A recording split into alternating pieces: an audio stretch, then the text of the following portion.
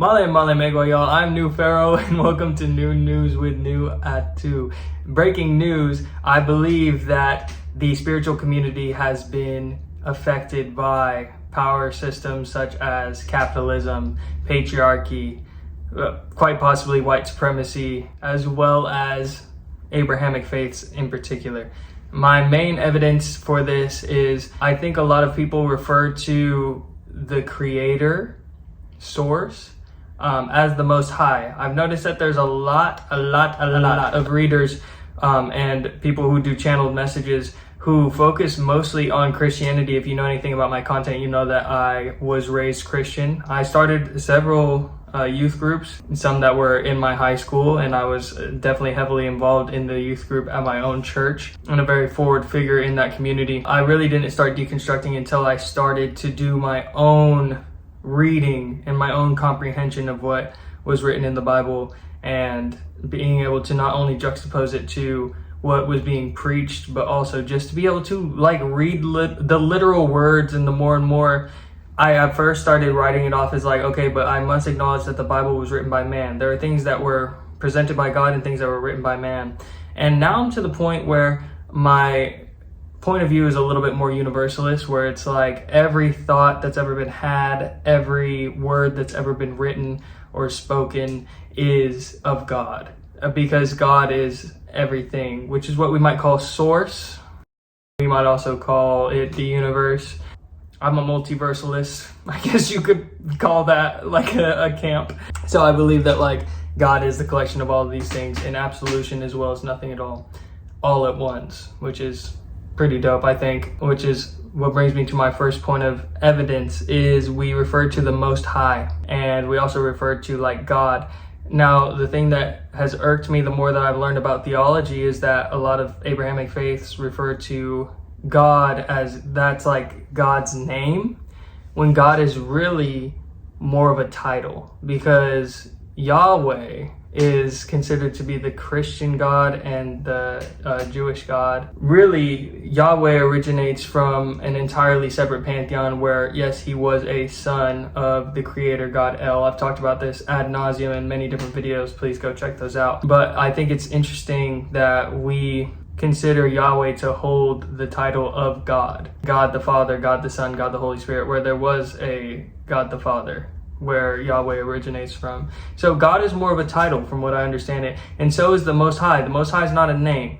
The Most High is a title. And so really what I want us to do as spiritualists, or as anyone who's watching this video, I want to be inviting, I want us to practice an introspection and understand that if we are referring to the Most High without an understanding of the character of the Most High, considering it to be all that is right with the world and all trust and love, we must acknowledge multiple things. First off, being that we are worshiping a title. All praise is due to the Most High, that you are worshiping a throne, essentially. Because you have no idea about the character of that being, you just know that that being is at the top of a hierarchy, and are assuming that the character of that individual is sound, is solid. But I think if you look around at our world, and if you believe that we're born cursed in a cursed world, you can convince yourself that that's the way it's supposed to be. But I would wager that the people in power really like that you believe that, because it allows them to stay in power and for our hierarchies to remain corrupted.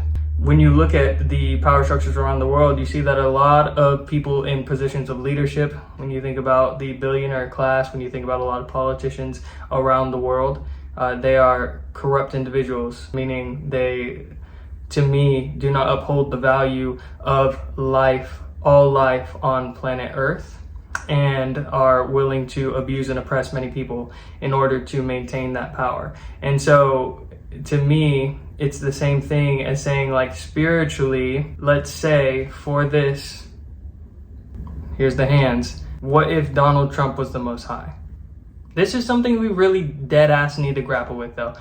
And this is what helped me deconvert from Christianity the most, is when I realized that I actually morally do not align with the Christian God at all. I don't believe that slavery should be condoned. I don't believe that women should be silent. I don't believe in genocide. all these things can be seen in the Old Testament, written down verbatim. I don't believe that a creator can create beings to exalt or, put others through suffering simply because they're the creation. Whenever it comes to actual beings, like we know the difference between like a character. I write stories, so like on a cosmic scale, you can make the argument that like me writing a story and putting a character through hardship is the same thing as a God that is removed from this reality, creating a reality in which characters live out such and such. I don't agree with that. I don't agree that that's right. I don't agree that that is the way that it should be. And so it's one of those things where you got to start to consider, if this God does exist and is willing to send billions and billions of people, trillions, probably by the end of time, really, when you think about it, all people who are not Christian and most people who are Christian, because they're pretty strict about the standards. Everybody says you're saved by the blood of Christ, but then there's a lot of Bible passages that are like, but there are people who have cast out demons in my name, but they did it for their own glory, so they're not going to make it. And so when you think about it, like that many people who can just suffer for eternity. And one thing we need to consider is like, no matter how much time you spend on earth, I'll give you this, no matter what number you could consider, times a billion would be closer to 0% of eternity than it would be to 0.01% of eternity. So the fact that you could live here for 5, 10, 100, 300 billion years and then spend the rest of your life in eternal suffering, I morally don't align with that God. So if that's the Most High God, then I do oppose that God. And all praises of mine are not due to that God. You see what I mean? To back up my claim in the beginning, we in the spiritual community have been a little bit too connected to the idea that a hierarchy should be worthy of our praise as opposed to the character of a person, which is, I think, pretty problematic. Doesn't that concern you a little bit to be like, yeah, I know I don't really know. And don't get me wrong, I'm not saying that you should have a perfect concept of God, because like in Buddhism, it says like, if you ever seen the Buddha, then it wasn't the real Buddha, because the real Buddha essentially is beyond conception. So as soon as you have a conception about it, then that's not the Buddha. Okay, so don't get me wrong, that's not lost on me, and I know what you're referring to, but it also does tie back into some controversy. I was seeing some people talk about the most popular reader on YouTube converted to Christianity, and from my point of view, it was like, well, yeah, duh. Because a lot of readers that I see are still reading the Bible. And don't get me wrong, I think that all spiritual texts, and like I said, every word spoken, every thought, you can't put God in a box, to me. I understand that these spiritual texts have a lot of truths that we can use for our situations, right? I understand that there are verses that speak to situations, but it's interesting that like you don't see a lot of people reading out of the Quran or the Bhagavad Gita or the Vedas. It's just kind of one of those things where it's like, I can't be shocked that a reader converted to Christianity when really the whole time they were kind of doing a just watered down version of Christianity.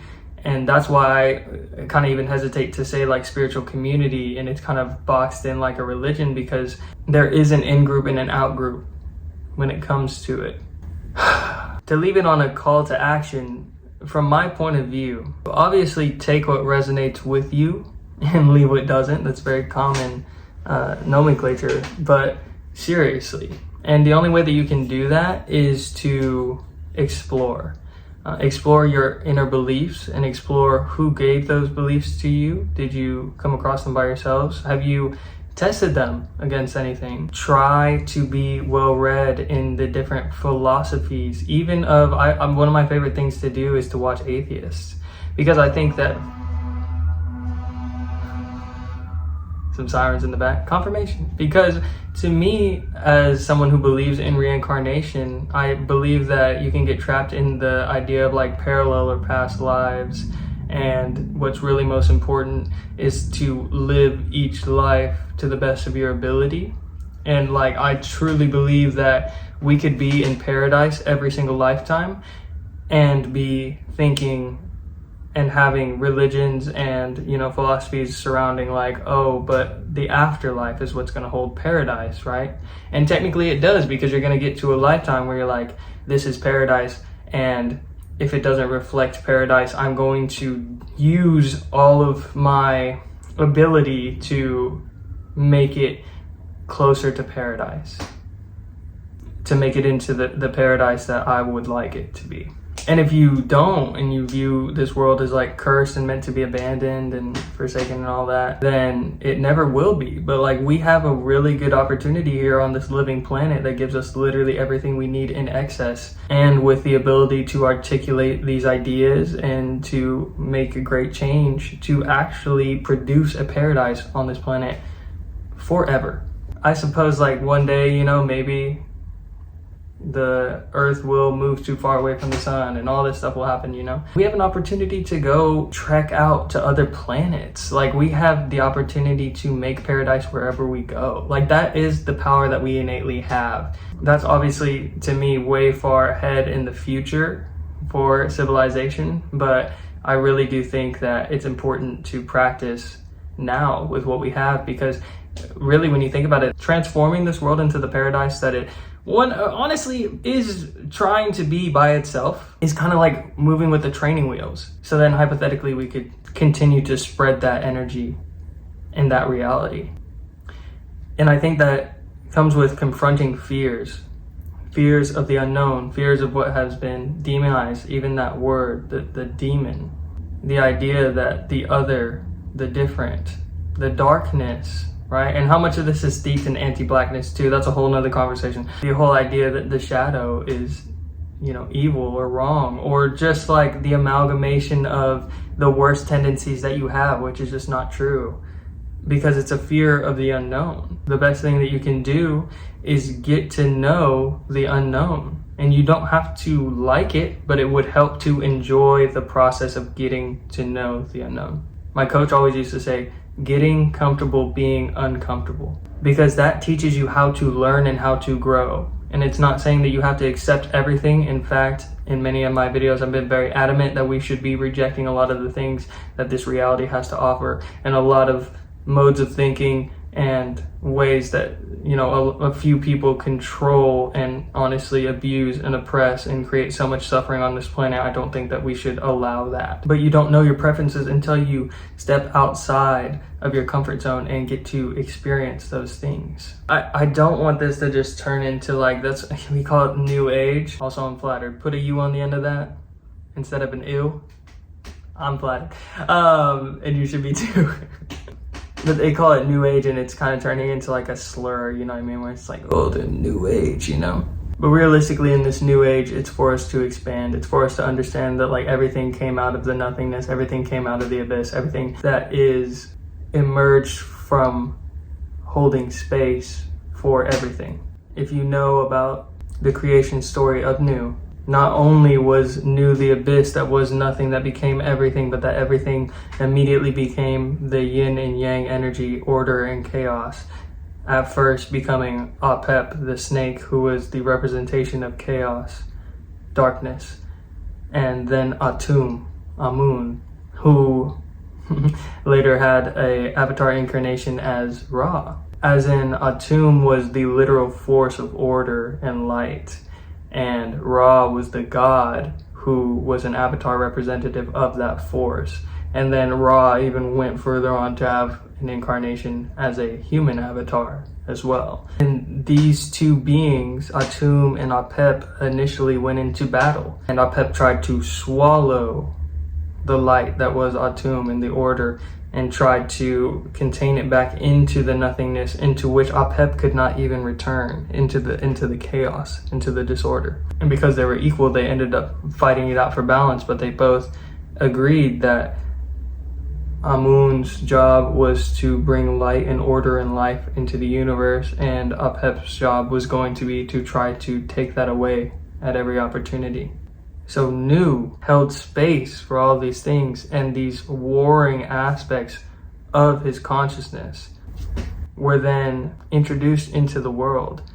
And so I'm not asking you to agree with everything. Amun does not agree with Apep. Apep does not agree with Amun. Well, I don't know if I can say that anymore. If you know, you know. We are unified. We are in agreement. But you can have preferences. You only get to know those preferences though by holding space and then taking action. And so that's what I want for you. Thank you so much for watching this video. I really appreciate you, and thanks for sticking around to the end. If nobody's told you today, or if everybody has, just know that I love you. I trust you to keep being your best self, and I'm so proud of you. And as always, we bless, we love, we guide, and be new, or whatever you'd like to be. And I will see you all in the next video. Thank you for watching.